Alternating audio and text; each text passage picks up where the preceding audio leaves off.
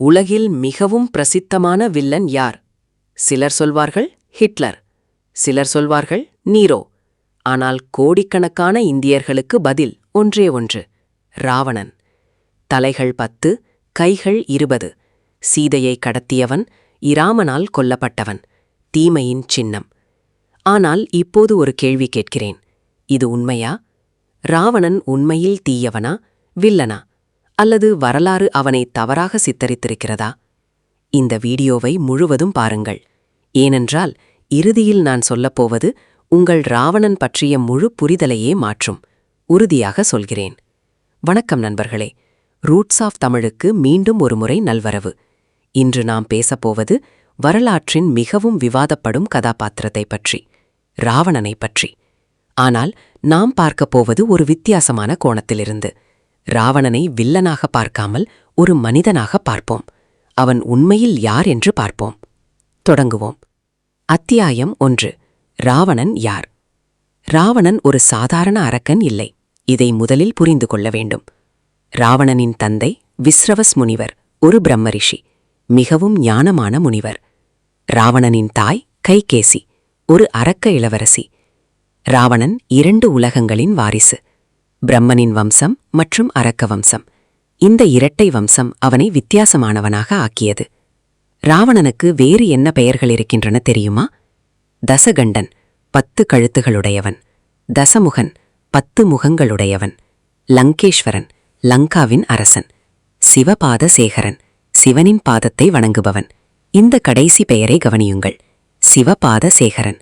ராவணன் சிவபக்தன். உலகில் சிவனுக்கு மிகவும் பெரிய பக்தர்களில் ஒருவன் ராவணன். இரண்டாவது கேள்வி: 10 தலைகள் என்பது உண்மையா? வால்மீகி ராமாயணம் என்ன சொல்கிறது? ராவணன் உண்மையில் 10 தலைகள் உள்ளவன் இல்லை. அவன் மிகவும் அறிவாளி. 10 திசைகளிலும் ஒரே நேரத்தில் சிந்திக்கக்கூடியவன். அந்த அறிவின் குறியீடே 10 தலைகள். 6 சாஸ்திரங்களும் 4 வேதங்களும் அறிந்தவன் என்று வால்மீகி சொல்கிறார். 10 = 6 + 4. அது குறியீடு. இன்னொரு விளக்கம் சொல்கிறார்கள். ராவணன் ஒரு நேரத்தில் பல கோணங்களில் ஒரு விஷயத்தை சிந்திக்கக்கூடியவன். இன்று மல்டி டைமென்ஷனல் திங்கிங் என்று சொல்கிறோம். ராவணனுக்கு அந்த சக்தி இருந்தது. அத்தியாயம் 2. ராவணனின் சாதனைகள். இது மிகவும் முக்கியமான பகுதி. ராவணன் என்ன சாதித்தான் என்று பாருங்கள். முதலாவது, வேத ஞானம். ராவணன் 4 வேதங்களும் தெரிந்தவன், 6 சாஸ்திரங்களும் தெரிந்தவன், அஷ்டாங்க ஆயுர்வேதம் தெரிந்தவன், நாடி வைத்தியம் தெரிந்தவன். இவன் ஒரு மகாவித்வான், அறிஞர்களில் அறிஞன். இரண்டாவது, இசை திறமை. ராவணன் வீணை வாசிக்க கூடியவன். இவன் ஒரு சாஸ்திரிய இசை நிபுணன். ரணத்தில் வீணை என்று ஒரு வாத்தியத்தையே கண்டுபிடித்தான். ராவணஹஸ்தம் என்ற இசைக்கருவியை இவன் உருவாக்கினான் என்று சொல்கிறார்கள். மூன்றாவது, சிவபக்தி. கைலாயத்தில் சிவனை பார்க்க சென்றான். சிவன் அனுமதிக்கவில்லை. ராவணன் கைலாய மலையையே தூக்கினான். சிவன் கால் விரலால் அழுத்தினார்.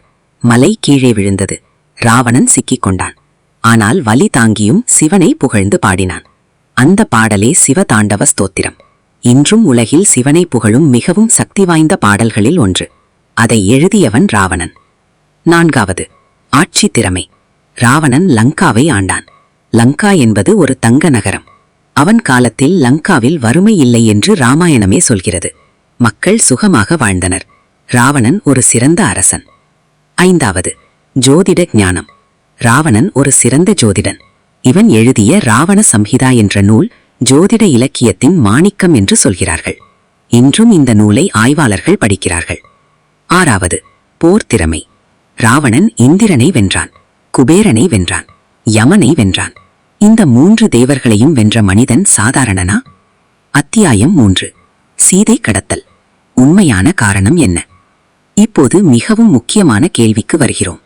ராவணன் ஏன் சீதையை கடத்தினான்? எல்லோரும் சொல்வார்கள், காமம், ஆசை. அது தவறு என்று சொல்ல முடியாது. ஆனால் அது மட்டுமா? வேறு காரணங்களும் இருக்கின்றன. முதல் காரணம், சூர்பனகை. சூர்பனகை ராவணனின் தங்கை. அவள் ராமனை காதலித்தாள். ராமன் மறுத்தான். லக்ஷ்மணன் சூர்பனகையின் மூக்கையும் காதையும் மறுத்தான். இது ஒரு பெண்ணிற்கு செய்யப்பட்ட கொடுமை. ராவணன் தன் தங்கையின் அவமானத்திற்கு பதிலடி கொடுக்க சீதையை கடத்தினான் என்று சில ஆய்வாளர்கள் சொல்கிறார்கள். இது சரியா தவறா என்று தனி விஷயம். ஆனால் காரணம் ஒரு பெண்ணின் அவமானத்திற்கு பதிலடி கொடுப்பது என்பது புரிகிறது. இரண்டாவது காரணம் விதி. ராவணன் ஒரு சாபம் பெற்றிருந்தான். அவன் ஒரு பெண்ணை அவளோட சம்மதம் இல்லாமல் தொட்டால் அவன் தலை வெடிக்கும் என்று. இந்த சாபத்தை அவன் அறிந்திருந்தான். சீதையை கடத்திய போது அவன் அவளை தொடவில்லை. தன் கைகளால் பூமியை மட்டும் தொட்டு அந்த பூமியுடன் சீதையை எடுத்தான் என்று வால்மீகி ஒரு இடத்தில் சொல்கிறார். இது என்ன சொல்கிறது? ராவணன் சீதையை மதித்தான். மூன்றாவது காரணம் விஷ்ணுவின் சாபம். ராவணன் முதைய பிறவியில் விஷ்ணுவின் வாசல் காவலன், சனகன் மற்றும் விஜயன் என்று. ஒரு சாபத்தால் பூமியில் பிறக்க வேண்டி இருந்தது. விஷ்ணுவின் கையால் மரணம் பெற்றால் மோட்சம் கிடைக்கும் என்று சொல்லப்பட்டது. ராவணன் ராமனிடம் தோற்று இறந்தது தன் மோட்சத்திற்காக என்று ஒரு தத்துவம் இருக்கிறது. இது கட்டுக்கதையா? நம்புவதோ நம்பாமல் இருப்பதோ உங்கள் தேர்வு.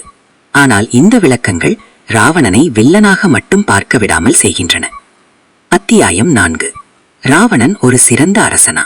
இப்போது மிகவும் ஆழமான விஷயம். வால்மீகி ராமாயணத்தில் ஒரு தருணம் இருக்கிறது. ராமன் குறிவைத்து அம்பு விட்டான். ராவணன் விழுந்தான். ஆனால் இறக்கவில்லை. ஏனென்றால் அவனிடம் அமிர்தம் இருந்தது. ராமன் என்ன செய்வது என்று தெரியாமல் நின்றான். அந்த தருணத்தில் வால்மீகி என்ன எழுதினார் தெரியுமா? விபீஷணன், ராவணனின் தம்பி, ராமனிடம் வந்தான். ராவணனின் உடலில் உள்ள அமிர்தத்தினிடம் சொன்னான். ராமன் அங்கே அம்பு விட்டான். ராவணன் இறந்தான். ஆனால் ராவணன் இறக்கும் தருணத்தில் வால்மீகி என்ன சொல்கிறார் தெரியுமா? ராவணன் யுத்தபூமியில் விழுந்தான். அவன் முகம் சூரியனைப் போல் ஒளிர்ந்தது என்று. ஒரு வில்லனின் முகம் சூரியனைப் போல் ஒளிர்கிறதா? ஒரு தீயவனை இப்படி வால்மீகி சித்தரிப்பாரா? இன்னொரு விஷயம். ராமன் விபீஷணனிடம் சொன்னான், உங்கள் அண்ணனை பாருங்கள், அவர் மிகவும் தைரியமான வீரன், அவரை மதிக்கிறேன் என்று. ராமன் ராவணனை மதித்தான். வெறும் வில்லனை யார் மதிப்பார்கள்? இன்னொரு முக்கியமான விஷயம். ராமன் ராவணனை தோற்பிடித்த பிறகு விபீஷணன் ராவணனின் இறுதி சடங்கு செய்ய மறுத்தான். ஒரு பாவி என்று சொன்னான். அந்த தருணத்தில் ராமன் என்ன சொன்னான்? மரணத்திற்கு பிறகு எல்லா பகை தீர்க்கிறது. ராவணன் வீரன், அவருக்கு இறுதி சடங்கு செய்யுங்கள் என்று. ராமனே ராவணனை மதித்தான். அத்தியாயம் 5. வேறு ராமாயணங்கள் என்ன சொல்கின்றன? இது மிகவும் முக்கியமான தகவல். வால்மீகி ராமாயணம் ஒன்று மட்டுமல்ல. உலகில் 300க்கும் மேற்பட்ட ராமாயணங்கள் இருக்கின்றன. ஒவ்வொன்றிலும் ராவணன் வேறுபட்டு தெரிகிறான். ஜைன ராமாயணம் என்ன சொல்கிறது? ராவணன் ஒரு நல்ல அரசன். அவனுக்கு ஒரு கெட்ட மந்திரி இருந்தான். அந்த மந்திரியின் கெட்ட யோசனைகளால் தவறு செய்தான் என்று. கம்ப ராமாயணம் என்ன சொல்கிறது? ராவணன் ஒரு மாவீரன். அவனது வீரத்தை கம்பர் மிகவும் அழகாக வர்ணிக்கிறார். ராவணன் தோற்பதற்கு முன்பு இப்படி வாழ்ந்தான் என்று கம்பர் வர்ணிக்கும்போது அவன் தோற்பது இழப்பு என்று தெரிகிறது. தமிழ்நாட்டில் சில இடங்களில் ராவணனுக்கு கோவில் இருக்கிறது. தக்கிரே விக்கிரமசிம்மபுரம் என்ற இடத்தில் ராவணனுக்கு கோவில் இருக்கிறது. அங்கே ராவணனை வழிபடுகிறார்கள். அவன் ஒரு சிவபக்தன் என்பதால் வழிபடுகிறார்கள். இந்தோனேசியாவில் ராவணன் ஒரு டிராஜிக் ஹீரோ, தோற்ப வீரன், ஆனால் மதிக்கப்படுகிறான். அத்தியாயம் 6. ராவணன் தமிழனா? இது மிகவும் விவாதப்படும் விஷயம். ராவணன் ஒரு தமிழ் மன்னன் என்று சொல்கிறார்கள் சிலர். லங்கா என்பது இன்றைய இலங்கை என்ற நம்பிக்கை இருக்கிறது. இலங்கையில் தமிழர்கள் வாழ்ந்தனர். ராவணன் தமிழ் மரபின் அரசன் என்று. ஆனால் இதற்கே வரலாற்று சான்று இல்லை என்று சில ஆய்வாளர்கள் சொல்கிறார்கள். எது உண்மை என்று தெரியாது. ஆனால் ஒரு விஷயம் உறுதி. ராவணன் தெற்கின் கதாபாத்திரம். வடக்கு அவனை வில்லனாக சித்தரித்தது. தெற்கு அவனை வீரனாக நினைக்கிறது. இந்த வேறுபாடே ராவணன் பற்றிய உண்மையை சொல்கிறது. தமிழ்நாட்டில் தசரா கொண்டாடுவதில்லை. ஏனென்றால் ராவணனை கொள்வதை கொண்டாடுவது தமிழர்களுக்கு ஏற்பில்லை என்று சிலர் சொல்கிறார்கள். அத்தியாயம் 7. ராவணனிடமிருந்து நாம் என்ன கற்றுக்கொள்ளலாம்? ராவணன் ஒரு சிக்கலான மனிதன். நல்லவன் மட்டுமில்லை, கெட்டவன் மட்டுமில்லை, இரண்டும் சேர்ந்தவன் மனிதன். முதலாவது கற்றல், அறிவு மட்டும் போதாது. ராவணனிடம் எல்லா அறிவும் இருந்தது. ஆனால் அகங்காரம் இருந்தது. அகங்காரம் எல்லா அறிவையும் அழிக்கும். நாம் கற்றுக்கொள்வது அறிவோடு அடக்கமும் வேண்டும்.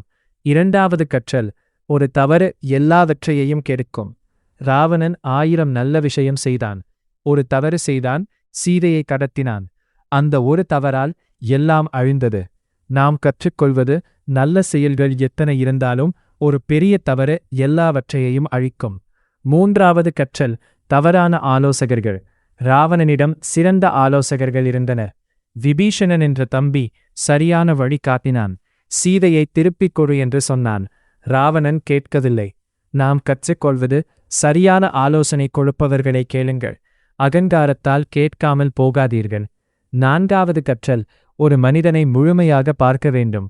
ராவணன் வில்லன் மட்டுமில்லை, ஞானி, கலைஞன், வீரன், பக்தன், அரசன். இவை எல்லாம் ஒரே மனிதனில் இருந்தன. நம்முடைய எதிரிகளிலும் நல்ல குணங்கள் இருக்கின்றன. அதை பார்க்கக்கூடியவர்கள் ஞானிகள். இப்போது ஆரம்பத்தில் கேட்ட கேள்விக்கு திரும்பி வருவோம். ராவணன் உண்மையில் நல்லவனா? என்னுடைய பதில் இது. ராவணன் நல்லவன் மட்டுமல்ல, கெட்டவன் மட்டுமல்ல, அவன் ஒரு மனிதன். மனிதனின் அனைத்து பரிமாணங்களும் அவனிடம் இருந்தன. சிறந்த குணங்களும் இருந்தன. கடுமையான தவறுகளும் செய்தான். ராமாயணம் ஒரு போரை பற்றிய கதையில்லை, ஒரு மனிதனின் உள்ளே நடக்கும் போரை பற்றிய கதை. ராமன் நம்முள்ளே உள்ள நல்லவன், ராவணன் நம்முள்ளே உள்ள கெட்டவன். அந்த போர் நம் உள்ளே தினமும் நடக்கிறது. யார் வெல்கிறான்? நாம் யாருக்கு உணவு கொடுக்கிறோமோ அவன் வெல்கிறான். நண்பர்களே, ராவணன் பற்றி உங்கள் கருத்து என்ன என்று கமெண்டில் சொல்லுங்கள். இந்த வீடியோ உங்களுக்கு பயனுள்ளதாக இருந்தால் இப்போதே லைக் பண்ணுங்கள், ஷேர் பண்ணுங்கள். ரூட்ஸ் ஆஃப் தமிழ் சேனலை சப்ஸ்கிரைப் செய்யாதவர்கள் இப்போதே சப்ஸ்கிரைப் பண்ணி பெல் ஐகான் அழுத்துங்கள். காத்திருங்கள்.